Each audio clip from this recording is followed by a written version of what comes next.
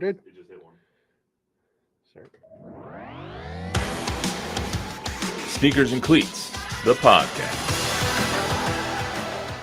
Oh, welcome back to the Sneakers Cleats podcast. It's Thursday, May 23rd. Matt Roy and Chuck McIntyre on tap. Chuck, how are you today? Doing great, Matthew. How are you doing? I'm doing great. You were telling me the other day your dad was taken to a baseball game. We haven't heard back yet. So He must be having a good time. Yeah, He's in his natural element for sure. I know. Chuck's our big baseball guy. Big baseball family, right? Your whole family loves Yes, baseball? my dad played college baseball, and then he coached after he got out of the military. And a couple of his former running buddies, one was one of his players, and then the other one was the head coach. That whole crew now is at Cincinnati, and they're in the Big 12, and those guys have already turned that program around. So, yeah, pretty cool that he got to reconnect with those guys. Awesome. So we got a lot on tap today. Did Victor Wembanyama have the greatest rookie season of all time? It's a fair question until you look at some of the other rookies of the year and other rookie seasons. We'll compare and contrast a little bit between Wilt and Magic and all those guys. Organized team activities starting this week around the NFL. Micah Parsons, CeeDee Lamb, nowhere to be found. And apparently Dak Prescott doesn't play for money. That's right. news to me, but he said that yesterday, or he said that today, and so we'll break that down as well. And lastly, we will solve the great debate: should pineapple be on pizza? That's something that is controversial in many circles, and we will solve it for you once and for all today. But first, as always, number 103 today. So let's go with number 3, who I think of is probably different than who you think of. I think of Dwayne Wade. He's my favorite player of all time. So I think D Wade is my number 3. I think you got to go with the Babe, first of all, right? And I saw you had A-Rod on here. That's a good one, too. He was 3 first. How about Mike Lansing? Mike Lansing come to mind? He didn't make the list. He didn't make the final list. Okay. But, I mean, Dwayne Wade was how I became a Heat fan was I was a huge Shaq fan. And then when he got traded to the Heat, I was like, okay, I'll be a Heat fan. And then they drafted D Wade. The rest is history. So D Wade, my favorite player of all time. But you can't go wrong with the Babe, the great Bambino, the what is it, the slugger of I don't know. He has so many nicknames. The Sultan of SWAT. Sultan of SWAT. Thank you. That's what I was going for. 3 is just such a weird number though, because you have Babe, you have Allen Iverson, you have D Wade, Chris Paul, Russ, Jimmy Fox, Alex Rodriguez. Like there's so many good 3s. There are. And I mean, Ken Griffey was 3 for a little bit. I think he was 3 in Cincinnati, not in Milwaukee, or not in Seattle. He was 24 in Seattle, I believe. Memory serves. Smoothest swing of all time. So good. So good. So good. I know. And Norm Charlton, San Antonio Madison grad, played on those great Mariner teams with Junior as a teammate. And oh, did he? Oh, yeah. So it was fun following those teams when they were right there, just not quite good enough. It was just so cool to see. I mean, I wasn't really old enough to appreciate it at the time, to see Griffey and his dad play together at a certain point. So I mean, that was always nice to see. Very cool. Yes. The Babe is the number 3 that everyone thinks of, though. One of the first number 3s. Now, I didn't realize that he was he played back when there were no numbers on your uniforms as well. So I believe it came out in 1929, I want to say, is when they started mainstreaming I will advocate to you on that one, because I did not know that. When they started putting numbers on the back of players' uniforms, it was because they needed to know who it was, but they only went they did it like the batting order. So it was 1 through 9. And that's how Babe got number 3, is because he was the 3rd hitter in the batting order. So same with Lou Gehrig. You do not know. Lou Gehrig was 4 because of he was 4th in the batting order on a certain day, and that's how they gave him number 4. So fun fact. Also in 2003, Bucks defeated the Raiders. The Raiders were 4-point favorites in that game, and the Gruden Bowl, and John Gruden got his revenge. Yeah, that was the greatest defensive Super Bowl performance, I think, probably ever, in terms of better than the Ravens a couple years. I mean, it was just so many turnovers leading to points. I mean, it felt like it was just this deluge of defense, and it just couldn't be stopped. I mean, my memory is probably skewed in a lot of ways over time.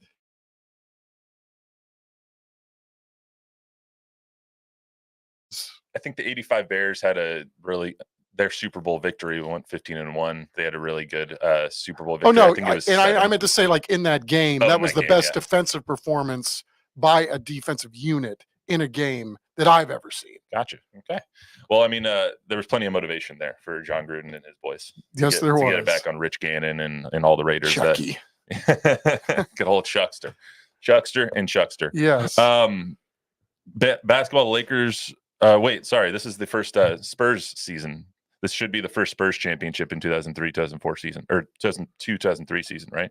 Spurs beat the Nets. That was the second one. That was the second one, correct. The first one was in 99. The first of the 3, 5, 7. Yes. Is what I meant to say. But that should the first of the dynastic Spurs, although I think 99 gets thrown in there too, which it should. I mean, it's a championship. I mean, that run was, yes, started. But then, fascinatingly enough, all those championships look different. You know, they didn't do it the same way every single time. That's what was also very cool about all those championships. So that 03 team, what were they best known for? Like, what was the cachet of that Spurs team? That was David Robinson had made the edict, I believe, maybe it was before the season or maybe the season before, that was going to be his last season. And then they went out and won a championship too in Dave's last season, which was very cool. So, you know, I just, you know, Tony Parker was a very, very young player and got off to a slow start in that series. And, you know, they had Pop had put Tony Claxton in there that kind of righted the ship. But, you know, they had a lot of good players on that team and everybody just kind of chipped in. It was a lot of hamming and egging. And then, you know, Steven Jackson went off in a game and, you know, the rest is history. All right. Excuse me. And then baseball that year, the Marlins beat the Yankees 4-2. I love that Marlins team because so many of them ended up being Red Sox and helped the Red Sox in 2007. So. Yeah, and our guy Josh Beckett, you know, was like secretly living in San Antonio too for most of his career. Really? And that was his rookie season, I believe. I think it was Miggy's rookie season as well. And so, and I'm not sure, did he win was he World Series MVP that year too in 03? Beckett?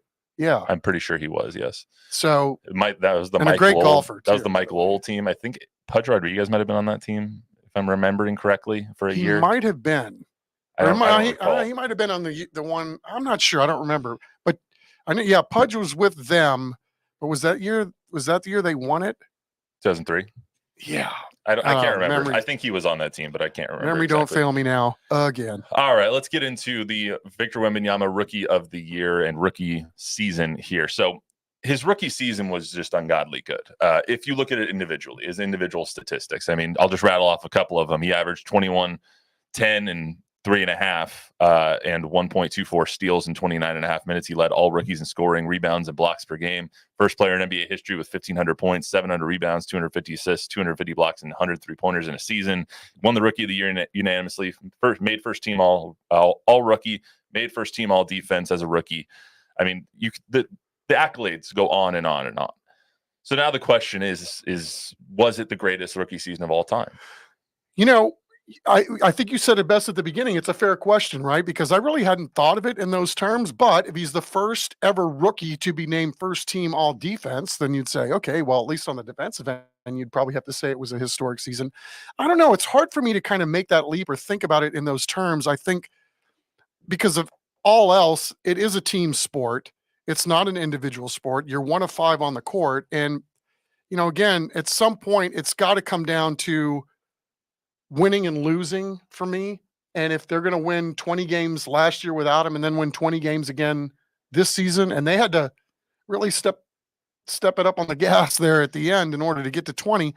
So I look at it in those terms, but you know, if you wanted to argue that it was the best rookie season ever, I don't know that I would have a problem with it. I mean, there's been a lot of good rookie years, but I feel like what diminishes him is the lack of the team's success. And so you look at a rookie year like Magic Johnson had in 79 and 80. His stats weren't off the wall. It was 18 points, 7.5 rebounds, almost 7.5 assists, but he won an NBA championship. He jumped center in game 6 to take over for Kareem. He was the finals MVP. He was an all-star. The team won more games with him. I believe it went from 47 games the year before to 60 games in that year, taking over kind of the mantle from an aging Kareem Abdul-Jabbar. So you look at something like that and you're just like, well, hell, that was a better rookie season than what Wemby had. But if you take out the team success, then Wemby's were better. His numbers were better. He had a better rookie year. He burst onto the scene.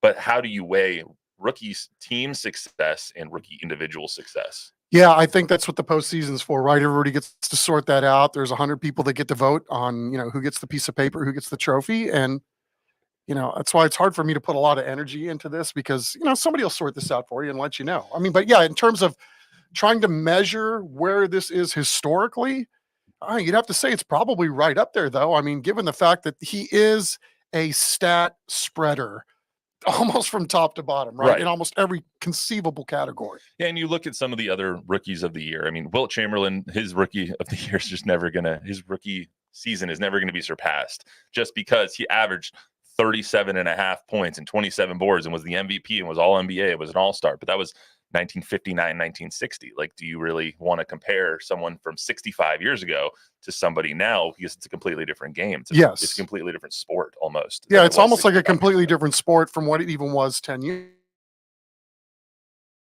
ago. Exactly. Look at, like, was this the greatest rookie year of all time? Personally, I don't think you can call it that, but I do think it's fair to say that this is the best rookie season that anybody has had since Tim Duncan.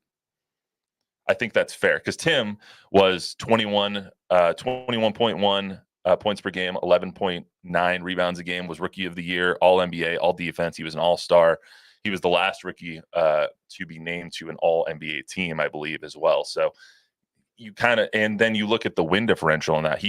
The team that drafted Tim Duncan, the Spurs, went from the bottom of the barrel to an NBA playoff team. Like, they won 36 more games that year. So how does that, it comes back to that. How much does your wins and your team's winning add into your rookie success, I guess? Yeah, I mean, and again, that's a hard one to measure too, because when Tim came into the league, you got to remember they got Tim because Dave missed almost the entirety of the season before. And then so Dave came back and, so it's nice to line up with another twin tower with you, Dave Robinson. You knew it was going to be a Hall of Famer. I don't know that we knew at the time Tim was going to be, but obviously that turned out to be the case too. You look at that season, it's kind of an anomaly. It's like everything went wrong for the Spurs the year before to make it so they got the number one pick. And then you added Tim Duncan to a team that could have been good the year before, but just was marred by injuries. And then you add him into a team that was good already, and they ended up winning 36 more games. So when you look at the impact on winning, I don't know if you can really compare those two, just because it was such a different situation. Right. But it did happen. It did happen. It did happen. And then you look at, like, part of the legend of Tim Duncan, though, too, when you get right down to it. But also you have, like, David Robinson's rookie year in 89-90, obviously after his naval stint. He had 35. His impact on winning was 35 additional wins in his rookie season. 2 years after he was drafted. That literally was one of those where you had never seen anybody that could do what Dave did. Right. And the thing that always astounded me about Dave was, how quickly he could cut the court, obviously how twitchy he was, but he did almost everything left-handed. His jump shot was different. Most guys shoot their jump shot at the height or at the apex, right? When they release the ball. Dave would do his on the way down. Everything about Dave's game was different and things that we hadn't seen before.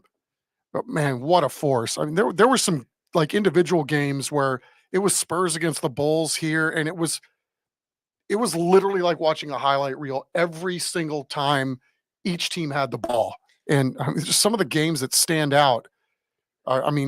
Again, they're gifts. You don't know that you're getting them at the time, but over time they prove to be exactly that. I think that overall, when you look at this, and just to put a bow on this conversation before we advance to some Cowboys stuff, is like Wemby had one of the greatest rookies seasons of all time. If they had won 25 more games and made the playoffs, it probably would be in the conversation of the greatest rookie season of all time. But the fact that we're even having it, because they didn't, it's not. But the fact that we're even having the conversation about a player on a team that won 20-62 or 22-60 or whatever it was, had the exact same record as with him as without him, the fact that we're even talking about that adds to the legend that is Victor Wembanyama for his rookie season because of what he did this year individually. Well said. I think that's fair. Yes, all right. I do. All right. Well, let's move on to the Cowboys. So Micah and CD no shows this week at OTAs. Micah missed last year as well. He was training out in Austin, I believe. This year he's training in the boxing gym, I guess. He's out boxing somewhere. Two different scenarios, two different circumstances, I guess. Micah is going to be there. Coach Mike McCarthy said that he's going to be there next week. CD is holding out for a new contract. So two very, very different circumstances. Dak and Coach McCarthy were asked about it yesterday and this morning. So let's hear from them real quick. Mike is here in town. He's been in and out. He's obviously had some unique travel opportunities. He was here Friday. Spent a lot of time with him on Friday. He actually looks great. He's in excellent shape. I know what he's been doing, where he's been doing it. Do you miss having CD here? Yes. I mean, that's my guy. Not many more people out there, more swaggier, cooler, better player than that guy. So obviously you're going to miss having him around. But I've been in this situation. It's business. Business is business. He's got my support and pretty much everybody in this locker room. I mean, I know locker room support, and so that's it's part of it. Hopefully he'll get all this and everything he's deserves and is worth. Oh, it's big. I think anytime you have an opportunity as a young receiver to get reps, it's a huge opportunity, especially if it's with the first group. So I mean, it just, you could see both JT and Jay Brooks is his current nickname. So those two guys had really, really nice practices yesterday. Couple of interesting things there. Micah, I don't think is anything that anyone needs to worry about. He's going to be there. He's going to be there next week to start learning Mike Zimmer's or defense and whatnot. But when you look at what CD is happening, that last soundbite I think is interesting from Mike McCarthy. CD not being there is giving more opportunities to guys that need the opportunities, the younger kids, the Jalen Tolberts, the Jonathan Brookses of the world, the Kevontae Turpins of the world, to get on the same page and prove that they can take that next step. Yeah.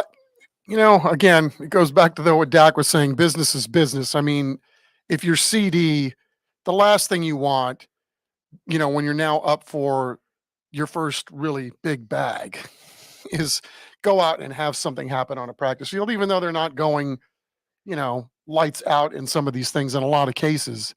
However, it's, this is what happens. I mean, CD has earned the right to get paid like a top flight receiver. And so his absence, I certainly understand it. Micah's is a little more, to me, a little harder to kind of understand. Why is that? Because they only have a few of these a few times a year. So why not build your schedule around there and be on the field? This is going to be a new defense. There is a new defensive coordinator. And yeah, I know he's been in the building and they're making excuses for him, but just like last year, there are plenty of times that you can go out and do whatever it is that you're doing, train if you want to train with the boxing gym and do all that kind of stuff. I don't know. It's just a little odd. And, so when you see reports out that, maybe this is the kind of thing that irritates the higher ups, you can certainly understand it. Look, there's also this part of it too, which is voluntary, right? So I understand that as well. But if you're trying to build the best team that you can possibly build, and, Mike is technically looking for his bag next year, I don't know. There's a part of me that would want to see him, if he's really all in, to be out there every single moment you can with the rest of your teammates. For me, it seems like Micah has one foot in the media, kind of building his brand. I think that's legitimately fair. Outside of football. Not that he's not all in on, to use Jerry Jones's words. Not that he's not all in on the Cowboys, and when the season starts, he's not going to be there, because I fully believe he's going to be there. He's going to be fully invested in this team. He's going to try every week. He's going to try every day. He's going to give 100%. So I'm not trying to say that at all. But he definitely has outside interests that he's trying to further in his off season, and that's one of the reasons that he's missing these training camps. I think the word you hit on was brand, right? And it's even that in the locker room. I'm not saying he doesn't get along with other people, but you can see that he legitimately is his own entity in a lot of ways. And, I'm not knocking the guy. He's a hell of a football player. He's a great personality. He's really good on TV or on radio or wherever you put a microphone in front of him. He shares, he's thoughtful, he's thought things out.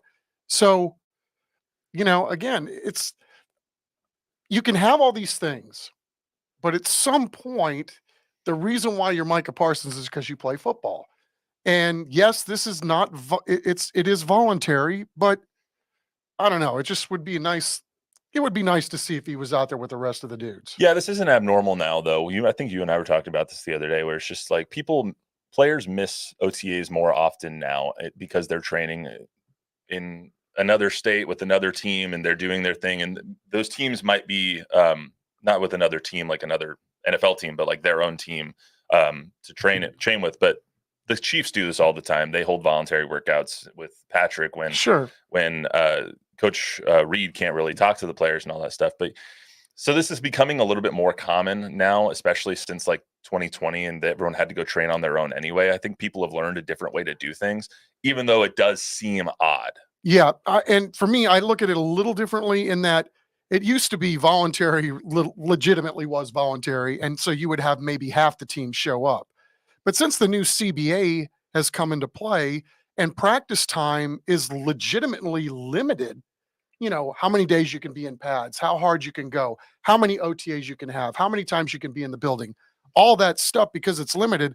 The good teams are the ones like the Chiefs that do things on the side. The Cowboys do it. Dak's done an amazing job with getting younger receivers, and, you know, they have a camp somewhere, and, you know, whether it's on a beach or not, it doesn't matter. You're still doing things together to help build chemistry, learn the playbook, all of those kinds of things. So the good teams have had to find a way to, you know, maximize the amount of time they can get away from the building because their time in the building is limited or mandated. If I was to ask you this, whose absence at OTAs matters more, CD or Micah, what would your answer be? That's a tough one. I mean, I would say for corporate knowledge purposes, it feels like on the surface that CD's absence is less important this time of year. The thing I would weigh in on the Micah side is because Zimmer's new offense and schematically what's going to be different. Time on the field with those around you. How's his role going to change? I'm talking about Micah. You know, those kinds of things when, again, you're talking about, you know, a couple days this week, a couple days next week, 3 days in June. And then you go into training camp. I mean, the hope is that you're all up to speed. You got all the installs each day for each of the practices so that when you go into training camp, you know, everybody is humming. I mean, you have to act like the season is starting on day one of training camp. I would say CDs is more of a big deal only because of why he's not there. You're seeing all these contracts go out to receivers around the league. You're seeing all of this money be thrown around, and he hasn't gotten his money yet, and he wants his money. And if you don't give him his money, he's not going to be there. And so it's kind of that threat is a little bit more of a big deal. Obviously, he doesn't have an offense to learn. They're going to change some things and tweak some things, but it's the same offensive coordinator, it's the same head coach, same play caller. Doesn't really have to learn that much. So the reason that he's gone, I think, is a bigger deal than the reason that Micah's not there. Okay. I do want to hear or listen to this real quick. So Dak Prescott, I believe this was from today. It could have been from yesterday. I could be wrong. But Dak Prescott asked about his contract status and just listen to his answer. I don't play for money. Never have, never cared for it, to be honest with you. Yeah, would give it up just to play this game. So so I allow that to the business people to say what it's worth, what they're supposed to give a quarterback of my play, a person of my play, leader of my play, I guess you can say. And for me, it's about, as I said, control. I can control and handle that part, and the rest will take care of itself. He's so full of crap. Yeah, I wrote a whole rant on this for Sports Weekly because that's all I needed to hear. It's like, come on, dude. I know, like, from time to time I was putting on the side of the class with the slow kids, but I did not come in yesterday's mail. I mean, so the next level is to this and it's easy for him to say that when he's made 160 million bucks. And the fact that if I'm not mistaken, even if he walks, he's still going to have a $40 million cap hit next year on the Cowboys. That I don't know. So yeah, I think that's the way it is. But okay, let's even say that's not even true. Here's how we solve all this. You want to get Micah and CD done? Dak, go in to Jerry's office right this second, give him a bargain basement deal or, you know, a less than market value deal, and then put your money, you know, the thing that you don't like, where your mouth is. Yeah, that's such a good point. It's like you can say that money doesn't matter until you sign on the dotted line for a $60 million a year contract, which he's probably going to do next offseason. He has said multiple times, I don't want to necessarily be the highest paid. I want to be paid my market value. Your market value is $65 million right now. He knows that. Jerry Jones knows that. Stephen Jones knows that. Everyone knows that. If you want to make your market value, you're not going to win a Super Bowl. Right. And his money people, so let's just take, for instance, it and say for what he said is absolutely what he believes. Well, your agent and those around you, those people are supposed to be working for you. So somebody in their camp cares about the money. Yeah. And so, I guess it's easy to deflect that, but yeah, that was one of the more bizarre things I think I've heard in quite some time because, again, everything about Dak, for the most part, you like, right? You like what you get on the field. You like what you get in the locker room. You like what you get, in terms of a guy leading your football team. But to say you're not playing for the money it's something. that was one heck of a hug he gave his brother at the press conference after he got his first bag. And so I was telling somebody, man, I wish my wife would hug me like that. So we don't have Bob here today. We have Chris. Yeah. Chris, are you a Cowboys fan? No, Lions. Oh, Lions. Okay. Yes. But I see the faces you're making over there when we're talking about Dak's money. So give us your 2 cents real quick. Are you kidding? I mean, if that was the case, why didn't you just donate it to charity? I guess everybody in there plays for money. It's how you build your respect. This is how your level of respect is how much you get paid, and of course that's what they want. Of course, and that's why at the end he's like, I want to be paid for someone of my status, someone who plays like I do on the field, who leads like I do. He's like, these are all the things I do for you. Give me my money, even though I don't care about it. That's basically what he just said, right? Like, am I mixing this up? No, I'm pretty sure that's what I he don't just said. think so. I mean, and again, that's why it sounds a little disingenuous to say the least. Absolutely. Before we move on to the pizza topic, Chris, anything, any comments or anything like that for Not now? at the moment. All right. Not at the moment, we're good. All right. So, does pineapple belong on pizza? Let's get into some more fun stuff before we get out of here. Chuck, are you a pineapple on pizza person? Absolutely not, Matthew. I mean, come on. Fruit belongs in the fruit bowl, not on your pizza. Why not? No, dude, you got to have you can have vegetables. I'm okay with that, green peppers, but the perfect pizza is, as we all know, really, really, really thin crust, extra sauce, sausage, pepperoni, either one or both, and green peppers. Green peppers. You have green peppers on that. Yeah. All right. So, And then if you got some ranch dipping sauce or whatever, but how the hell can you put a pineapple or any piece of fruit on a it's pizza? so good. Or like the kind that you get, and I remember the pizza chain that did it, they'd have like cinnamon pizza thingies with, I mean, come on. Well, bro. at a certain point, it's not a pizza anymore. People will argue that if pineapple's put on pizza, it's not pizza. I completely disagree. Okay. Because if you have pineapple, it's a sweet and savory kind of thing. It's it tastes delicious. Sweet and salty. I see that the super that that Luis has put up says yes, it does change my mind. I don't think anyone's going to change my mind on this. I believe that pineapple belongs on pizza, and it's still a pizza. Like, does that not make it a pizza anymore? No, it makes it some sort of fruit cocktail. I actually didn't know that you had this strong opinion on pineapple on pizza. It's repulsive. I don't even know how we got there. I mean, it's probably not as bad as like anchovies or something. Where it's like, how did anchovies ever make their way onto a pizza? I didn't even know what an anchovy was till somebody said pizza. Well, we're not putting like pears on pizza. We're putting pineapple. It's different. It's it's sweeter. It has a different flavor to it. With some Canadian bacon on a Hawaiian pizza, give it to me, Chris. I don't know. I lived in Italy for a while, and Okay. they feel the same way about meat. Really? There's Neapolitan pizza. Naples is where pizza came from, and it's pretty much dough, a little bit of sauce, and they might put some basil leaves on there. You're not getting pepperoni. You're not getting sausage. All right, you're not getting any of that. No, What the But heck do me, the Italians no pineapple. I'm out. I'm out. not going to Italy then. What do they know about pizza? Right. That's what I'm talking about. I'm going down the street or something to Right. get some pizza. No, my ideal pizza, it doesn't have pineapple on it, but I won't throw a piece of pineapple pizza away. I'm not going to throw it at somebody. I don't think it's repulsive. My ideal pizza is pepperoni, sausage, bacon, any type of meat that you want on your pizza. Give it to me on my pizza. I'll take mushrooms on my pizza. I like mushrooms. Olives are the worst food in the world, so I don't want olives on my pizza, or peppers. I like peppers in certain things, but I don't want peppers on my pizza. I'll take jalapenos. But everyone has their different preferences. And for me, give me a pizza all day. That's fair. I mean, with the pineapple thing for me is I wouldn't eat a pineapple anyway, so why would I put it on my pizza? Okay, so you're just a pineapple hater. Right. For the most part, yes. So you just don't like Yeah. pineapples.